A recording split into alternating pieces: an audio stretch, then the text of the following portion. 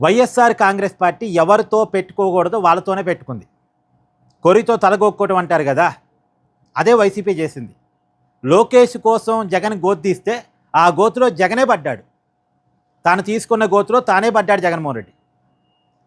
Mega డిఎస్సీలో అక్రమాలు జరిగాయి, ఇది డగా డిఎస్సీ అని వైసీపీ గత కొన్ని నెలలుగా చేస్తున్న ప్రచారాన్ని ఎంతమంది నమ్మారో లేదో తెలియదు. కానీ ఇప్పుడు ఆ ప్రచారానికి వ్యతిరేకంగా ఉద్యోగాలు సంపాదించినటువంటి 16,000 మంది టీచర్లు రోడ్డు మీదకి రావడం స్టార్ట్ చేశారు. వాళ్ళు వాళ్ళ కుటుంబ సభ్యులు. గత 10 రోజుల క్రితం కర్నూలులో కొండారెడ్డి బురుజ్ దగ్గర ఒక ర్యాలీ చేశారు.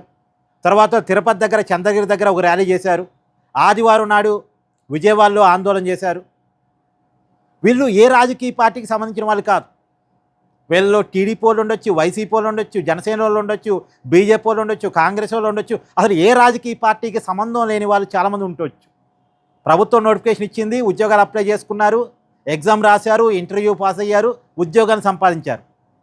ఆ ఉద్యోగాన్ని సంపాదించడం అనేది పూర్తిగా వాళ్ళ కష్టం. వాళ్ళ కష్టాన్ని దక్కిన ఫలితం వాళ్ళకు ఉద్యోగం రావటం అనేది. ఇప్పుడు ఆ కష్టాన్ని అవమానిస్తే ఎవరు ఊరుకుంటారు చెప్పండి? సహజంగా ఉద్యోగం సంపాదించిన వాడు బయటకు వచ్చి ఆందోళన చేద్దాం అనుకోడు. ఎందుకంటే వాడు కడుపు నిండిపోయింది. వాడు రిస్క్లో పడదామని అనుకోడు. బయటకు వచ్చి రోడ్డు మీద కూర్చుందాం అనుకోడు. తను హ్యాపీగా ఫీల్ అయి తన ఉద్యోగం తను చేసుకుంటూ ఉంటాడు. రాజకీయాల్లోకి ఏలు పెడదాం అనుకోడు. ఒక రాజకీయ పార్టీని టార్గెట్ చేద్దాం అనుకోడు.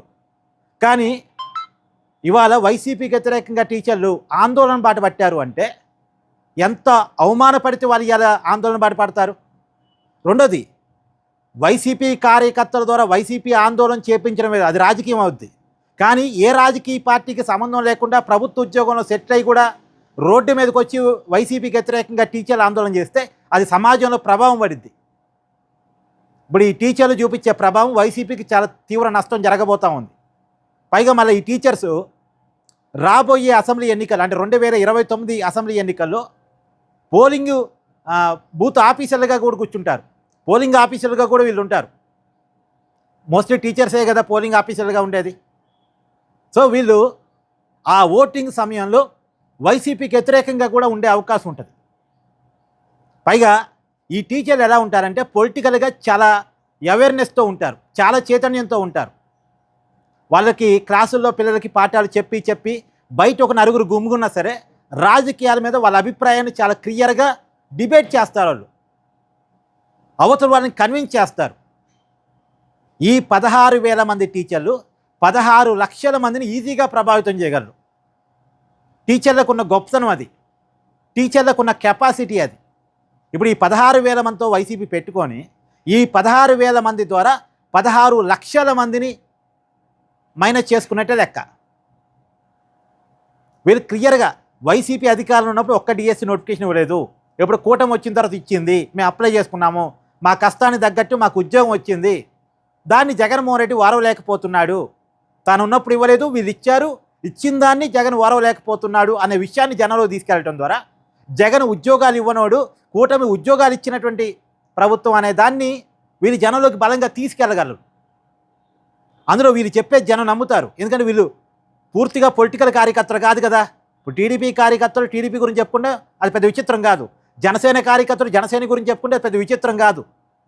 కానీ వీళ్ళు ఏ రాజకీయ పార్టీకి సంబంధం లేకుండా వీళ్ళు ఉద్యోగం చేసుకుంటూ వీళ్ళు సమాజంలో చెప్పే మాటలు ఖచ్చితంగా ప్రభావం చూపిస్తాయి సమాజంలో. సో అనవసరంగా వీళ్ళతో పెట్టుకున్నారు.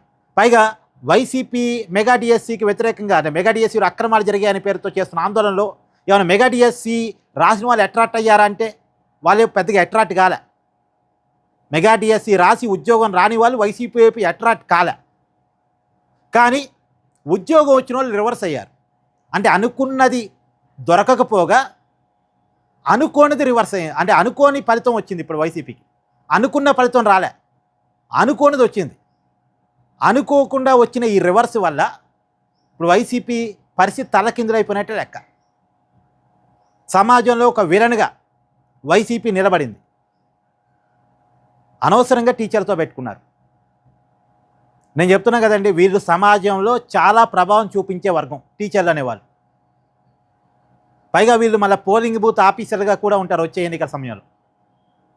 పోలింగ్ బూత్ ఆఫీసర్గా ఉన్నప్పుడు వీళ్ళు చేయగలిగిన సాయం వీళ్ళు కూటమి ప్రభుత్వానికి చేస్తారేమో. సో అనవసరంగా వైసీపీ ఈ తలకాయ నొప్పులు కొని తెచ్చుకుంది మళ్ళీ ఇది క్లియర్.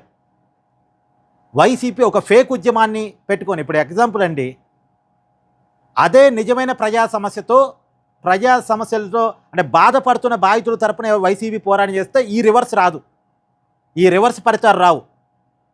ఇవాళ సమస్య లేకుండా బాధితులు లేకుండా వైసీపీ ఉద్యమం చేయటం వల్ల ఈ రివర్స్ ఫలితం వచ్చింది.